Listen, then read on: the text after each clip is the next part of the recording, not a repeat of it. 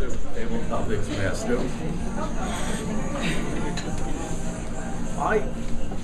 I was so happy when I saw my rental car this year in California. I usually have a car waiting for me. I have Avis Preferred, and I was so happy that they sent me a red Cadillac. And it was supposed to be new and improved, and it was supposed to be a very great car. And it turned out they try to put try to make it into a sports car, make it something where you can also shift it and also use it like an automatic transmission. I couldn't maneuver that car. I couldn't figure out how to get that car and drive because they were trying to improve it. I wanted an old-fashioned Cadillac with tail fins that would step on where I would step on the gas and it would just go ahead. And they gave me the new Cadillac. Well, I don't know. I'm glad Neil didn't sell that for me because I would have been pissed at him. It also was very hard. It had an oversteer. When you try to steer it, you turn the wheel too far and everything. So what they do with cars, they try to put names on it of the old-fashioned cars to bring back memories, like Mustangs, which is really not the same, a Monte Carlo, which is not the same. And they're all the same old car with a little front-wheel drive and a lot of computery stuff in it. And I want the old-fashioned cars the way they were manufactured the same way, and having them, making them new. Well, thank you. Thank you.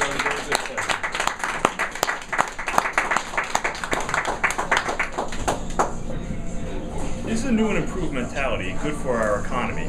That is, does it foster people to make purchases, or does it lead to production of expendable products?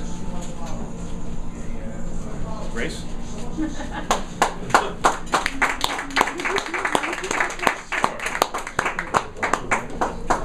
Is the new and improved mentality good for our economy? That is, does it foster people to make purchases, or does it lead to production of expendable products? Wow. One more time. Yeah, I just finished reading the book, The Soul of Money. And the problem in the world now is that nobody has ever enough of material things. And to compensate for whatever is missing in their life, people need to buy more and more and more instead of thinking and feeling that they have enough for themselves and actually even enough to give to other people at the same time.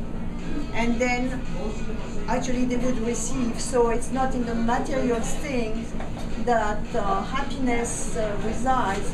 And I'm myself not really a consumer, and so I'm against those advertising, and especially that they are building the new world, the future for the new generation, our children, in buying, and that will not come. So I don't think that's really great.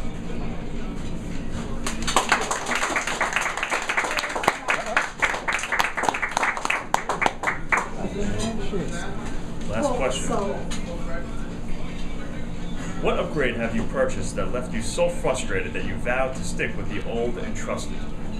Mike.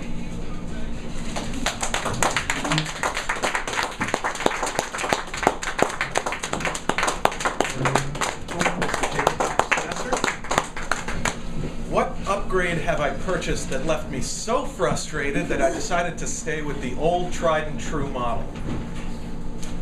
I think I'm an old tried and true kind of guy. I'm not one of these guys that goes out and buys all the latest gadgets and the latest things.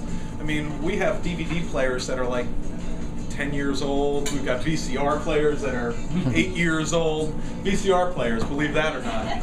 So I do get frustrated at times when we purchase different things online. Let's take, for example, Norton Computer Security. We had a little computer issue the other day, and we got it remedied, but the one thing that hasn't come back is our virus protection. And I'll be darned, I'm looking all over our computer, I'm trying to find the website, I found the product key, now it's like, okay, but how do I reinstall the virus stuff? Very frustrating. So when it comes to these upgrades, new and improved, I think is just a huge marketing ploy. Would you guys agree with me? Yeah. It's like, what exactly is new and improved? Yeah. I haven't figured that out yet. But I try not to be frustrated in general, try to be low-key, calm, and relaxed. My wife might not agree with me in that regard, but I like to stick with the tried and true because it is tried and true. Mr. Davis,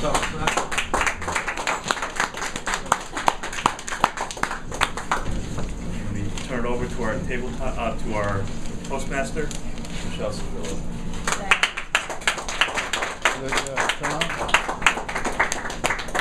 Thank you, Tom. We're moving into the speech portion of our evening tonight, and I'd like to introduce to you Linda Starr. She's our current club president. She has also filled the role of vice president of membership. This evening, she will be doing an advanced speech from the Public Relations Manual. It's entitled Radio Talk Show, Serious Materials. The title of her speech is Improving Manufacturing and Communities. Let's give a presidential welcome to Linda Starr.